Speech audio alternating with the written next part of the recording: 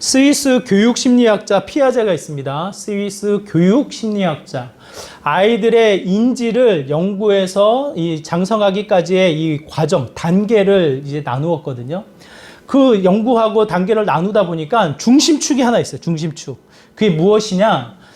대부분 어린 아이에서부터 장년에 이르기까지 자아중심적인 사고의 인지를 갖게 되어지더라 라는 내용이에요.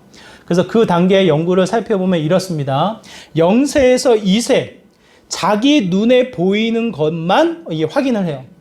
옆에 있거나 혹은 보이지 않는 곳에 있으면 그것에 대한 존재, 그것에 대한 인지를 하지 못하고 눈에 보이는 것만 인지를 합니다. 그래서 아기가 엄마 얼굴이 보이면 어떠한 마음이 들어요? 평안해요. 그래도 안정을 취해요. 근데 엄마 얼굴이 보이지 않으면 아기는 어때요? 불안해요. 분명히 그 옆에 그 뒤에 한 공간에 있음에도 불구하고 눈에 보이지 않는 것에 대한 불안함, 두려움이 우리 아이들이 누리는 형태예요. 장난감을 갖고 놀다가 장난감이 옆에나 뒤쪽으로 굴러가서 이게 보이지 않으면, 자기 눈에 보이지 않으면 사라졌다라는 것으로 눈물을 터뜨려 버리는 게 아기의 심리예요. 무엇으로 인지하느냐? 눈에 보여지는 것으로 인지한다. 자기가 보는 것. 실제로 있냐 없냐가 아니라 자기가 보는 것에 인지한다라는 게 0세에서 2세. 3세에서부터 7세는 어떨까요? 3세에서 7세. 이제 눈으로 보여요. 그래도 아기, 갓난아기보다는 눈에 보여지는 것이 있기 때문에 자기가 보고 느끼고 자기가 아는 것에 매여 있는 형태가 됩니다. 아기를 두고 실험을 합니다. 산 모형을 두고 그 아이 앞에 동물들을 갖다 놓아요. 기린, 사자, 호랑이 이런 동물들의 모형을 갖다 놓고 선생님이 질문을 합니다. 선생님이 보고 있는 게 무엇일까 질문을 해요. 그 아이의 대답은 뭘까요?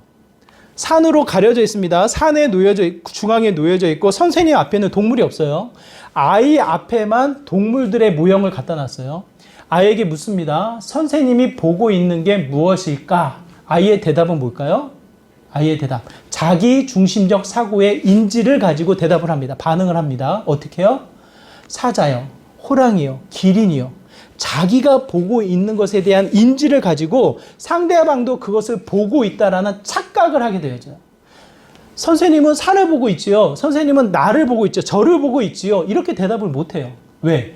자기가 보고 있는 것에 대해 인지하고 그것에 매여 있기 때문에 그래요. 그게 3세에서부터 7세의 인지 반응이라는 뜻이에요. 그러면 그 7세에서부터 이 12세, 그 사이의 아이들은 어떠한 과정일까요? 이제 훈련을 합니다. 자기만 알면 안 되니까, 자기 것만 보면 안 되니까 주변으로부터 훈련을 받으니까 어떻게 돼요? 자기 것만 보는 거, 자기만 아는 것만 이야기하니까 어떠한 반응이 들어와요? 주변을 통해서 혼이 나기 시작하는 거예요. 혼이 나기 시작하니까 이 아이가 무엇을 보게 됩니까? 주변의 눈치를 보게 되죠. 주변의 상황을 보게 돼요. 이제는. 그래서 자아중심적인 사고에서 이제 다른 사람의 눈치, 다른 사람의 신경을 쓰게 되어지는 단계로 올라가게 됩니다. 12세 이상으로 해서 장년에 이르기까지 중요한 원리가 그곳에 포함되어지는데 이제는 자아중심적인 인지에서 끝나는 것이 아니라 어디로 넘어가요? 다른 사람의 시선을 신경 쓰게 되어져요. 다른 사람이 나를 어떻게 평가하지? 다른 사람이 나를 어떻게 보지? 이와 같은 시선에 매여 있어서 자신의 행동, 자신의 여러 가지 역할이 제한되어지는 것을 경험합니다. 특히 12살, 13살, 14살, 15살 어떠한 시기예요? 사춘기로 접어들기는 그 시기에 자아가 아직 형성되어지기 전 그 시기에 이 아이들이 가장 많이 신경 쓰는 것은 무엇입니까? 주변 사람들이 나를 어떻게 보느냐, 예쁘게 평가하느냐, 실력 있게 평가하느냐, 좋게 보느냐라는 다른 사람의 시선에 매여 있어서 굉장히 조심하고 주의하는 형태를 보게 되어져요. 엄마 아빠 시선에 신경을 쓸까요, 안 쓸까요? 엄마 아빠 시선. 엄마 아빠에게는 이미 보여줄 거 다 보여줬기 때문에 신경을 안 써요. 다른 사람의 시선에 신경을 써서 그 사람의 기준에 맞춰서 자기를 끼워 맞추려고 하는 형태를 갖게 되어집니다. 이것은 12살 이후로부터 장년에 이르기까지 똑같이 나타나요. 그것이 맞냐 적냐의 따름이지 다른 사람의 시선에 노출되어져서 그 시선에 신경을 쓰며 살아가는 것이 곧 우리들의 모습이 됩니다. 이 중심의 틀은 어디에 있는가? 자아 중심적인 인식에 놓여져 있다는 것을 이야기를 해요. 제가 왜 이 말씀을 드리냐면 저와 여러분이 그 단계를 밟아서 자유롭지 않다는 거예요. 이미 내 자아 중심적인 인지를 가지고 많은 것을 내 스스로가 평가, 판단, 그걸로 인해서 가치를 세워요. 더 나아가 좀 더 성장되어져서는 사람들의 시선, 세상이 요구하는 시선에 맞추어 살아가려고 하는 게 우리들의 성품이에요. 우리들의 기질이에요. 최소한이 그 역할로 나타나게 되어져 있어요.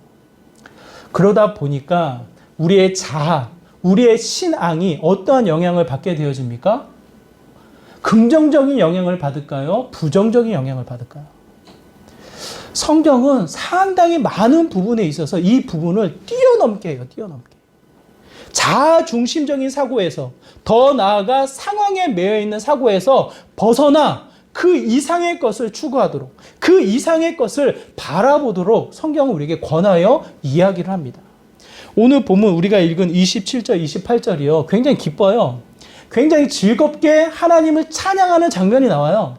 한글 성경이어서 우리가 딱 들어오진 않지만 원어적인 표현을 보면 송축하라가 제일 먼저 나와요. 송축하라. 누구를 송축합니까? 하나님 여호와. 여호와 하나님을 송축하라. 기쁨으로 즐거워하며 찬양하는 장면이 나와요. 근데 여기서 중요한 포인트. 27절, 28절은 누가 찬양을 합니까? 누가 송축을 합니까? 누가요? 에스라, 내가. 1인칭 관점으로 쓰고 있어요. 1인칭 관점. 에스라서 7장 26절까지는 3인칭 관점으로 에스라가 기록을 해요. 마치 있는 사실을 그대로 객관적으로 기록한다라는 목적하에 1장에서부터 6장 26절까지 3인칭 관점으로 기록을 해요. 그런데 오늘 본문 27절, 28절은 감격스러운 그 마음으로 하나님을 찬양하는 장면이 나옵니다. 너희들이 찬양해야 된다, 우리가 찬양해야 된다 아니라 내가 그 하나님을 송축할지어다.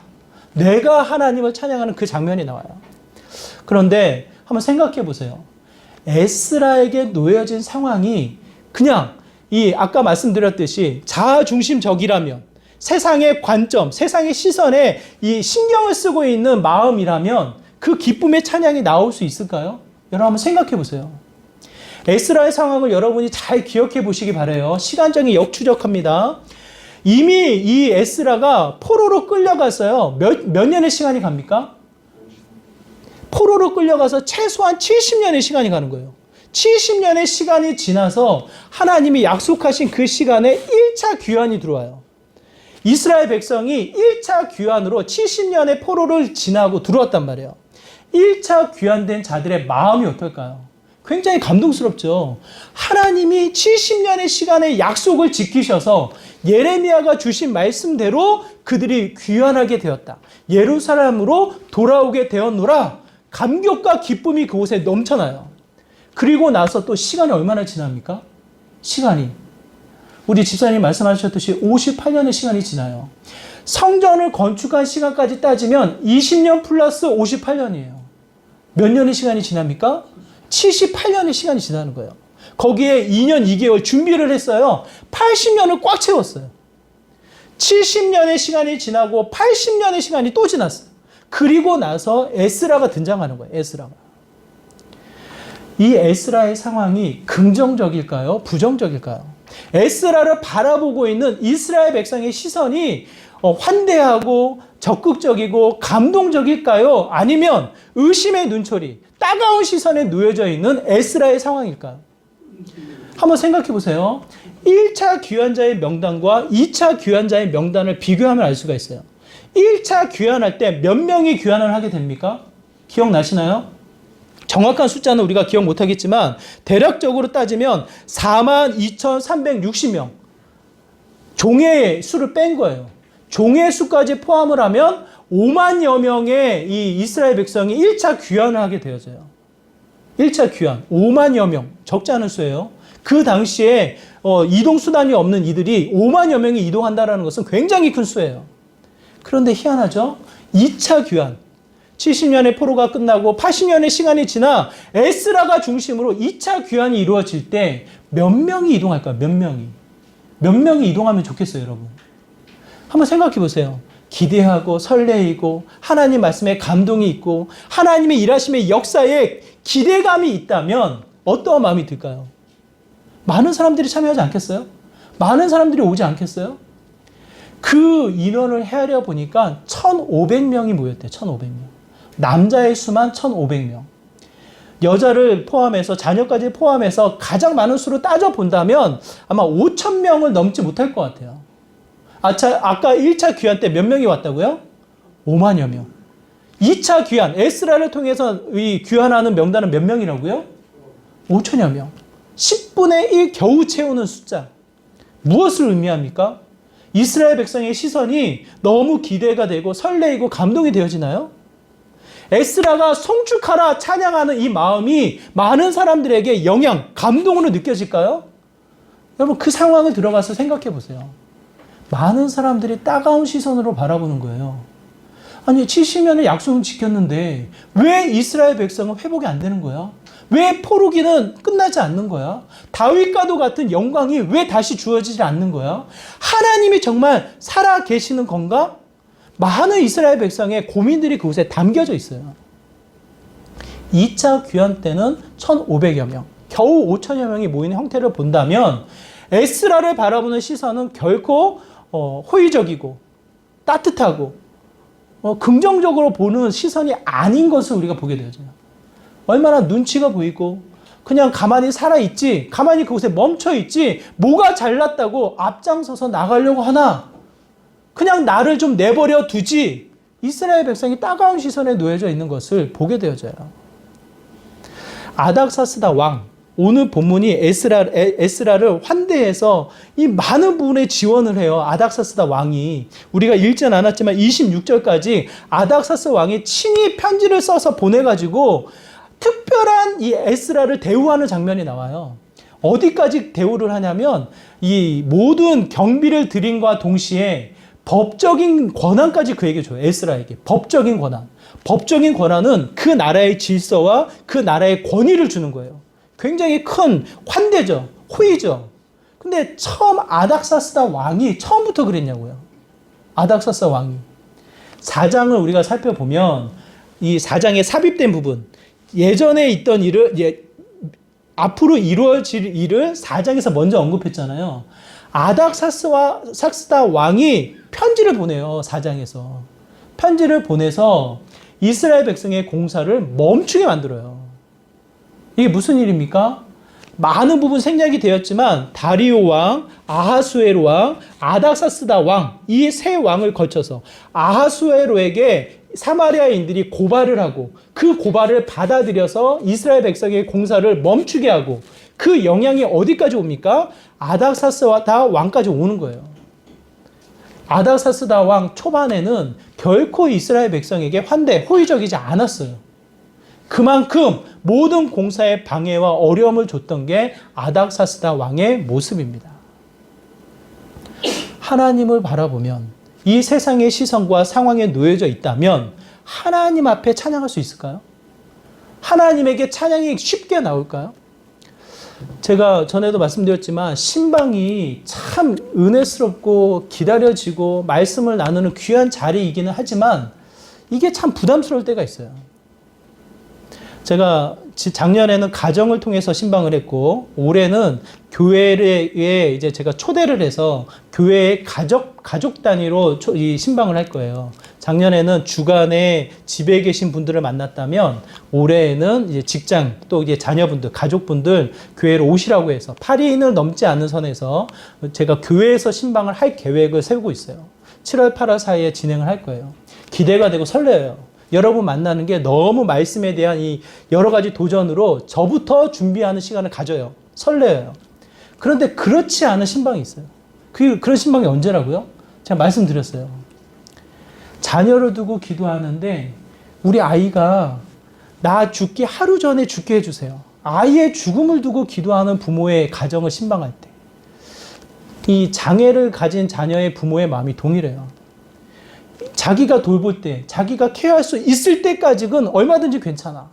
하지만 자기가 죽고 나서는 너무 걱정이 되는 거예요. 이 아이를 위해서 무엇을 해줄까? 누가 이 아이를 돌봐줄까? 혹여나 지면 되지 않을까? 이 마음에 기도 제목이 그래요.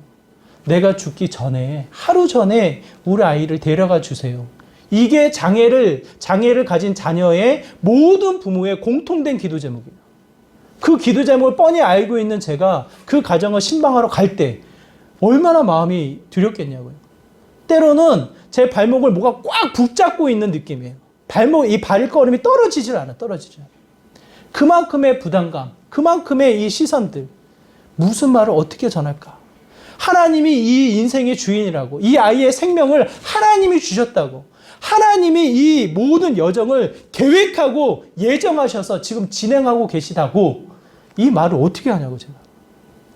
아이의 죽음을 위해서 기도하는 그 부모의 마음을 통해서 그들의 시선, 내 마음의 생각에 멈춰 있으면요, 이 마음이 낙심이 돼요. 좌절이 돼요. 그 어떠한 말도 할 수가 없어요. 그런데 오늘 에스라는 어떻게 합니까? 에스라는 그 한계를 넘어요.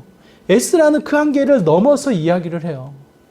우리 27절 말씀, 우리가 한번 같이 읽어볼까요? 우리 27절의 말씀 한번 같이 읽겠습니다. 함께 읽겠습니다. 시작! 우리 조상들의 하나님 여호와를 송축할지로다. 그가 왕의 마음에 예루살렘 여호와의 성전을 아름답게 할 뜻을 두시고, 어떠한 하나님을 송축합니까? 어떠한 하나님? 우리 조상의 하나님 여호와. 그들의 조상이 누구예요? 그들의 조상이 어떠한 결과를 낳았어요? 그들의 조상이 어떠한 결과를 낳았어요? 결국 이스라엘 백성이 멸망을 하고 결국 이스라엘 백성이 포로로 끌려가게 만든 조상이에요. 상황에 매여서 그들의 시선에 놓여서 생각을 하면 좌절과 낙심과 불평과 불만이에요. 그런데 그 에스라는 그것을 뛰어넘어서 어떻게 합니까? 그 조상의 하나님 여호와를 송축할지어다. 뭔가 우리가 보지 못한, 우리가 깨닫지 못한 것을 에스라가 먼저 알고 있지 않은가 싶어요. 에스라의 시선을 여러분이 눈을 맞추기를 바라요. 에스라의 마음은 무엇일까? 어떻게 하나님을 송축할 수 있을까? 하나님이 아브라함을 찾아오십니다. 아브라함에게 찾아오셔서 약속하십니다. 너로 하여금 큰 민족을 이루겠다. 아브라함에게 큰 민족을 이루겠다라는 뜻은 수많은 자녀를 너를 통해서 낳게 하겠다. 그 당시에, 구약의 배경에 그 당시에는 가족 중심의 사회였기 때문에 자녀들을 많이 낳는 게 힘이었고 권력이었고 나라를 세우는 기반이었어요. 싸워서 이기면 그 곳이, 그 땅이 곧 자기의 나라가 되니까. 그래서 큰 민족, 많은 수많은 자녀를 낳게 하겠다. 하나님이 약속하셨어요. 아브라함이 무엇을 품습니까? 하나님이 나에게 많은 자녀를 주겠구나. 자녀가 있어요, 없어요? 없어요. 자녀를 안 주셔요. 아브라함이 생각해요. 자신의 이성으로 생각을 해요. 저 조카가 내 자녀가 되겠습니까? 하나님이 아니래요. 그럼 어떻게 됩니까? 너로 하여금 자녀를 많이 낳게 하겠다. 하나님이 자녀를 주셔요, 안 주셔요? 몇 살 때 자녀를 주셔요? 100세가 됐을 때 자녀를 주셔요. 100살 때. 이삭이라는 자녀를 한 명 주셔요. 한 명. 그 자녀마저도 하나님 어떻게 하십니까? 내가 정한 그 모리아산에 가서 그 아이를 나를 위한 제물로 바쳐라. 이 아브라함이 맨 처음 생각해요. 조카가 자녀일까? 조카를 통해서 많은 민족을 이루게 하실까? 아니래요. 언제 주실 겁니까? 마음을 포기해. 하나님이 그냥 하시는 말씀인가? 아리송해. 그러던 중에 100살 때 하나의 자녀를 주세요. 이삭. 그 자녀마저도 하나님이 바치라고 하세요. 아브라함이 깨닫게 되어지는 건 무엇입니까? 아하, 아브라함이 깨닫고 알게 되어진 것은 내가 생각했던 눈에 보이는 자녀가 아니구나. 이 세상이 생각했던 많은 사람의 무리가 아니구나. 하나님이 주시고자 했던 건 뭐예요? 아브라함이 붙잡고자 했던 것은 뭐예요? 하나님 자신. 하나님 자신을 너에게 주겠노라고. 하나님 한 분을 붙잡았을 때 주어지는 하나님의 큰 일을 그 아브라함에게 깨닫게 하시는 거예요. 그 하나님의 약속을 어기셨습니까? 그렇지 않아요. 하나님을 깨닫고 하나님을 붙잡고 하나님을 택했을 때 그 아브라함을 통해서 큰 민족이 이루어지는 이스라엘 나라가 세워지는 놀라운 역사를 우리가 경험하게 됩니다. 상황은 수시로 바뀌어요. 왕에 따라서 그 죄의 깊이가 달라져요. 그렇지만 하나님은 바뀝니까? 안 바뀝니까? 결정적으로 하나님은 바뀌지 않는다. 신실하신 그 하나님이 우리의 생각을 넘어서 우리의 상황을 뛰어넘어서 하나님이 이 역사를 이끌어 나가신다. 비록 나는 지금 포로이지만, 비록 나는 너희들의 따가운 시선에 놓여져 있지만, 비록 나는 지금 여러 가지 상황의 부담감 속에 놓여져 있지만, 이 에스라의 마음은 뭐예요? 변함없는 그 하나님, 여호와 하나님만을 송축할지어다. 이 이야기를 선포하고 있습니다. 중요한 건 28절에 보니까 28절에 보니까 이 에스라가 중요한 관점을 우리에게 소개하고 있어요. 우리 28절의 말씀도 우리가 같이 한번 읽어볼까요? 함께 읽겠습니다. 시작. 또 나로 왕과 그의 보좌관들 앞과 왕의 권세에 있는 모든 방백의 앞에서 은혜를 얻게 하셨도다. 내 하나님 여호와의 손이 내 위에 있으므로 내가 힘을 얻어 이스라엘 중에 우두머리들을 모아 나와 함께 올라오게 하였노라. 뭐라고 기록하고 있습니까? 하나님 어디 계셔요? 하나님 어디 계셔요? 자신의 위에, 자신의 위에, 내 위에 그 크신 나의 하나님이 계시다라는 것을 이야기를 해요. 우리 6월 25일에 무슨 일이 있었는지 아세요? 6월 25일에 많은 사람들이 이 달 구경을 나갔어요. 스트로베리라는 이 분홍색 빛이 나는 이 슈퍼문, 큰 달이 떴대요. 그래서 많은 사람들이 그 달을 보기 위해서 25일, 6월 25일 나가서 봤습니다. 그 달을 보기 위해서 그 사람들이 어디로 갔을까요? 네? 산으로 갔을까요? 깜깜한데. 뭐 산이든 뭐 아파트 베란다든 또 이게 뭐 공터든 그 위치에서 그 자리에서 무엇을 어디를 향해서 이 고개를 돌렸을까요? 이렇든 저렇든 그 슈퍼문이 떠 있는 곳 거기 어디예요? 하늘이에요, 하늘. 멋진 달 구경하기 위해서 땅을 보진 않아요. 멋진 달 구경하기 위해서는 주변을 둘러보지 않아요. 그 달을 바라보기 위해서는 고개를 들어 그 하늘을 바라보게 되어 있어요. 아주 상징적으로 28절에 표현하고 있지 않은가 싶어요. 내 위에 계신 그 여호와 하나님, 내 생각 안에, 내 상황 안에, 내 여러 가지 이 부담스러운 이 상황 속에, 좌절과 낙심 속에 머물러 계신 하나님 아니라 너무나도 크신 내 위를, 내 한계를 뛰어넘어 존재하시는 그 하나님을 바라보고 있는 에스라의 마음을 우리에게 이야기해 주고 있지 않는가 싶어요. 다시 한번 아까 이 인지 심리학을 통해서 우리가 생각해 본다면요. 그 안에서 자유롭지 않아요. 내 안의 본성, 내 안의 생각이 끊임없이 자아 중심적으로 판단하게 해요. 여러분 생각해 보세요. 주변의 일들, 주변의 상황, 내가 판단하는 수많은 사람들 무엇으로 판단하시냐고요. 그렇지. 성경으로 판단해야지. 성경을 펴고 기도하면서 그 사람을 바라보고 하나님에게 시선을 맞춰서 그 사람을 평가한다면 굉장히 좋은 거예요. 굉장히 바람직한 일이에요. 하지만 대부분 어떻게 합니까? 대부분 어떻게 해요? 내 안에 경험되어져 있는 생각, 이성, 여러 가지 이 기준이 이미 많은 것을 판단하게 되어져요. 더 나아가 주변에 둘러싸여져 있는 이 상황들이 자유롭지 못하게 한다니까요. 자아가 형성됐어요. 내 자아가 정체성을 확립했지만 그럼에도 불구하고 그 영향에 자유롭지 못한 형태를 보게 되어져요. 제가 아까 말씀드렸잖아요. 신방 가려고 하는데 이 발목을 누가 꽉 붙잡고 있는 마음이라니까요. 진심으로. 그 신방이 그렇게 기대와 설레임과 기다려지질 않아요. 해야 되니까 하는 마음이 담겨져 있을 뿐이지. 굉장히 무거운 마음이 그곳에 포함되어 있습니다. 하나님이 어디 계실까? 하나님이 왜 이렇게 일을 하실까? 그 상황에 매여 있으면 답답한 제 마음을 보게 되죠. 하지만 우리는 어떻게 해야 합니까? 우리는 어떻게 해야 돼요? 고개를 들어야 돼요. 왜? 나보다 크신 하나님이기 때문에. 내 위에 계신 그 하나님이기 때문에 그분을 바라보기 위해서 고개를 들어 여호와 하나님만을 바라보는 시선으로 나아가야 된다는 것을 에스라가 이야기를 합니다. 창세기에 보면 여러 사람들이 나오는데 정말 이 마지막 장면, 요셉을 여러분이 기억하시면 좋겠어요.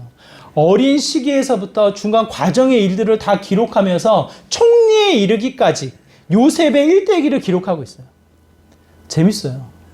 근데 이 요셉의 시선이 어디에 멈춰져 있습니까? 자기를 팔고 자기에게 가장 큰 소외감을 주었던 형제들에게 멈춰 있나요?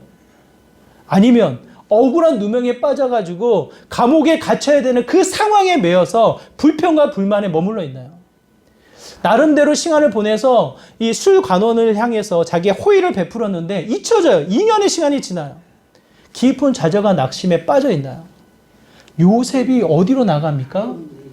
여러 형태의 고백, 요셉의 고백을 바라봤을 때 그가 무엇을 바라보고 있는지를 여러분이 함께 기억해 보시기 바라요. 요셉의 고백이 이와 같습니다. 우리 요셉의 고백, 창세기 45장 7절, 45장 7절과 50장 20절. 형제들을 두고 요셉이 고백하는 거예요. 한번 우리 같이 읽어볼까요? 함께 읽습니다. 시작. 하나님이 큰 구원으로 당신들의 생명을 보존하고 당신들의 후손을 세상에 두시려고 나를 당신들보다 먼저 보내셨나니. 50장 마지막 부분 또 있습니다. 당신들은 나를 해하려 하였으나 하나님은 그것을 선으로 바꾸사 오늘과 같이 많은 백성의 생명을 구원하게 하시려 하셨나니. 저는 에스라의 시선, 이 동일한 요셉의 시선과 맞아떨어지지 않는가 싶어요. 어렸을 때 꿈을 꿨을 때 요셉은 그 꿈에 이해를 못했어요. 이 상황에 쫓겨서 살아가는 요셉의 마음은 분주해요. 사람의 시선의 평가에 그렇게 신경 쓸 겨를도 없이 끌려가는 형태를 보게 되어져요. 어쩌면 상황에 매일 수도 있어요. 그런데 이 모든 여정 속에 그의 시선이 무엇을 향합니까? 하나님을 향해. 하나님. 당신들이 나를 보낸 것이 아니라 하나님이 먼저 그곳으로 보냈다. 당신들이 나를 해하려 하였으나 어떻게 해요? 아니다. 하나님이 선으로 바꾸사 수많은 사람들을 구원하기 위하여 나를 이곳으로 보내셨다. 이 고백을 어떻게 할 수가 있냐? 이 고백을 어떻게 할 수가 있냐? 저는 정말 못할 것 같아요. 하지만 하고 싶어요. 에스라의 고백이 정말 저는 하고 싶어요. 그러기 위해서 여러분 기억하시기 바랍니다. 자아중심적인 인지 아니에요. 사람들의 시선 아니에요. 상황에 매여있는 수많은 부담감 아니에요. 그것을 뛰어넘는 그 위에 크신 하나님을 바라보고 그 분이 주시는 어떻게 해요? 하나님 위에서 구경만 합니까? 잘했나 못했나 그냥 구경하는 하나님이세요? 그렇지 않아요. 28절에 뭐라고 이야기합니까? 내 힘을 보태사 내게 힘을 주사 그 일을 감당케 하신다고 표현하고 있어요. 모든 것을 바라보시고 이끌어 나가시면서 때에 맞추어서 지혜, 때에 맞추어서 힘, 때에 맞추어서 나를 도우시는 분이 여호와 하나님이심을 성경이 우리에게 말씀해 주고 있어요. 저는 그 하나님을 바라보는 믿음으로 나아가시기를 바라요. 수많은 교회가 칼빈을 통해서 영향을 받습니다. 수많은 목회자와 신학자가 칼빈을 통해서 이 신앙의 틀을 세워요. 이 칼빈이 얼마나 독특한지 이렇게 표현해요. 칼빈은 칼도 같아서 잘 자르기도 하고 찌르기도 하고 왜? 바른 것을 세우기 위해서. 굉장히 강하게 사역을 했던 사람으로 우리가 인지가 되어져요. 그런데 그의 인생을 보면요, 그렇지 않아요. 굉장히 소박하고 소심하고 앞장서서 나가는 것을 두려워했던 게 칼빈이에요. 어머니가 일찍 돌아가셔서 12살인가 그 어머니가 소천하게 되어지고 아버지 밑에서 강압적으로 자랐어요. 너가 좀 이게 이 사역 성직자가 되어서 큰 일을 하면 좋겠다. 이 순수한 신앙이 아니라 명예욕에 의해서 아버지가 강하게 푸시해서 성직자의 길을 가려고 했던 게 칼빈이에요. 근데 가다 보니까 아니거든요. 가다 보니까 이 카톨릭, 이 전통의 이 카톨릭 그 신앙이 아니거든요. 루터의 이야기를 듣고 나름대로의 성경을 관찰하다 보니까 종교개혁의 마음을 그곳에 담게 되어져요. 기독교 강론을 쓰게 되어져요. 그게 책이 먼저 많은 사람들에게 전달이 되어져서 칼빈이 곧 개혁의 길을 가게 되어집니다. 강한 성품의 기질이 아니에요. 횃불을 들고 나를 따르라 그런 사람이 아니었어요. 쫓기고 쫓겨서 다른 지역으로 옮겨가게 되는데 제네바에 하루를 머물게 되어져요. 하루를 머무는 그 자리에 이 기독교 강요를 읽었던 그 지역의 지도자 팔레를 만나게 돼요. 팔레를. 그러다 보니까 팔레가 이 하루 말고 계속 있으라는 거예요. 계속. 발목을 붙잡고 계속 이 칼빈을 제네바에 멈추게 하다 보니까 그 지역이 종교개혁을 일으키는 지역으로 바뀌게 되어집니다. 그 시간이 지나서 이제 결혼을 하게 되어지는데 좀 이 신앙의 이 순수함이 있으니까 아름다운 가정을 세우면 좋은데 그렇지 않아요. 또 미망인을 만나서 9년의 생활, 이 결혼 생활을 마치고 이 미망인이 죽게 되어져요. 마침 하나님이 세 자녀를 주셨는데 그 자녀들이 두 살을 넘기지 못하고 다 죽어요. 칼빈의 생애를 바라보면 순수하게 신앙을 붙잡고 성경의 이 가르침으로 하나님의 절대적인 주권을 이야기하지만 그의 인생은 정말 하나님이 살아계시냐? 말할 수 없는. 수많은 사람들이 칼빈을 욕해요. 네가 잘못된 신앙을 가졌으니까 가정이 바로 세워지지 않고 주변 사람들이 다 죽음을 맞이하는 거 아니냐? 칼빈을 향해서 욕을 하게 되죠. 그 당시의 사람들이. 마치 성경의 누구처럼요? 욥처럼이에요. 욥처럼. 순수한 믿음과 신앙으로 달려갔지만 수많은 시선이 그를 따갑게 만들어요. 하나님의 은혜를 이야기하기에는 벅찬, 어울리지 않는 인생의 사리를 칼빈이 짓게 되죠. 칼빈이. 그런데 중요한 거, 욥이 뭐라고 이야기하냐? 욥이 36장, 37장을 집에 가서 읽어보세요. 욥기 36장, 37장. 엘리웃이라는 친구가 한참을 참다가 그 36장, 37장에서 이야기를 해요. 뭐라고 이야기하냐면 이래요. 이 작은 물방울이 이 수증기가 되어서 하늘로 올라가고 그것이 모여서 비구름을 만들고 번개와 천둥의 소리와도 같이 이 비가 다시 내릴 때 하나님이 말씀하지 않냐. 하나님은 얼마나 크신 분인데 네가 하나님을 이야기할 수 있겠냐. 그 하나님의 이야기 소리를 들어라 라고 이야기를 해요. 엘리웃이라는 친구가. 36장, 37장을 나중에 읽어보세요. 새 친구가 와서 속상하게 만들고 욥이 자기는 그래도 죄가 없다 이야기하지만 엘리후의 이 작은 이야기가 그 마음을 열어요. 정말 하나님이 크신 분인데 그 하나님을 네가 이야기할 수 있냐? 그 하나님이 하시는 이야기를 들어라 이야기를 해요. 그러고 나서 38장부터 욥기 38장부터 하나님이 등장하고 하나님의 이야기가 펼쳐집니다. 굉장히 상징적으로 편성된 구조라고 저는 생각을 해요. 우리의 인생살이 하나님을 이야기할 수 있습니까? 그 무엇이 하나님을 담아낼 수 있습니까? 그렇지 못해요. 하나님의 절대적, 하나님의 크심이 우리의 인생을 이끌어 나갈 뿐이에요. 우리의 미약함이, 우리의 이성이라는 작은 존재가 하나님을 논할 수 없다. 그럼 우리는 어떻게 해야 합니까?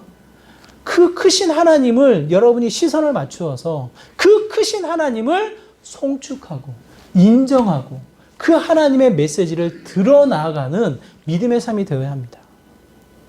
그게 정말 큰 힘이 되어져요. 정말 큰 힘이 되어져요. 제가 신방 가는 거 정말 힘들다고 그랬잖아요. 근데 가야 되잖아요. 제가 해야 될 일이 그거니까. 가요. 갔다 오면 어떨까요? 갔다 오면. 제가 말씀드렸죠. 그 자리에서 가장 큰 은혜를 받는 게 저예요. 정말 가기 싫었거든요. 정말 발걸음이 무거웠거든요. 그 무거움을 가지고 가다 보면 이미 일하신 여호와의 일에 예비하신 이미 큰 힘으로 도우신 그 부모님들의 이야기를 듣게 되어져요. 그 누구보다 순수하다고, 그 누구보다 기쁜 아이들이라고. 장애를 빼놓고서는 이 아이들이 너무 사랑스럽다라는 피상적인 억지로 이야기하는 게 아니라 진심 어린 표현들이 그곳에 담겨져 있어요. 그래서 저보다 하나님을 더 많이 이야기해요. 저는 듣고 올 뿐이에요. 듣고 공감하고 말씀 이야기하고 올 뿐이에요. 제가 그 자리에서 느끼는 것은 하나님이 정말 크시구나. 상황에 매이는 분이 아니라 내 생각에 매이는 분이 아니라 이 사회 세상에 매이는 분이 아니라 이 모든 것을 이끌어 나가시는 여호와 하나님이시구나. 그 하나님이 동일하십니다. 여러분의 인생도 동일하게 하나님이 이끌어 나가십니다. 하나님의 섭리로 가장 좋은 길로 인도하십니다. 그 하나님의 은혜를 온전히 누리는 믿음의 복된 삶이 되시기를 바라요. 내 안에 있는 생각, 내 매여 있는 시선, 내 매여 있는 상황에서 벗어나 하나님의 큰 일의 역사를 바라보시고 그분이 주시는 큰 힘을 누리셔서 온전히 정말 그분이 주시는 승리를 맛보아 나가는 믿음의 복된 삶이 되시길 주님의 이름으로 축원합니다. 우리 말씀을 기억하시면서 함께 기도하기 원하는데요. 내 안에 자아중심적인 인지에서 벗어나 세상의 시선에서 벗어나 하나님의 시선을 맞추기 원합니다. 하나님이 도우시는 큰 힘을 누리는 삶이 되길 소망합니다. 하나님의 미세한 소리라도 이 세상을 통해서 이끌어 나가시는 하나님의 섭리를 깨닫게 하여 주시고 그 은혜를 찬양하며 그 은혜를 고백해 나가는, 온전히 경험해 나가는 믿음의 삶이 되게 해달라고 이와 같은 마음으로 함께 기도하며 나가도록 하겠습니다. 기도합니다. 하나님, 그렇습니다. 내 자아의 생각, 내 자아의 판단, 세상의 시선과 수많은 사람들의 이 부담스러운 여러 가지 상황 속에 매여 살아가는 것이 아니라 주님의 거룩한 뜻을 이루기 원합니다. 주님의 일하심, 주님의 큰 뜻을 다시 한번 바라보면서 하나님의 이 찬양과 하나님의 인정과 하나님의 역사를 증거해 나가는 믿음의 삶이 되길 소망합니다. 하나님, 연약합니다. 때로는 좌절과 실망스럽습니다. 하나님의 도우시는 그 은혜를 놓치지 않게 하여 주시고 상향을 뛰어넘어 내 생각을 뛰어넘어 다시 한번 주님 붙잡고 나아가는 믿음의 귀한 삶이 되게 하여 주시옵소서.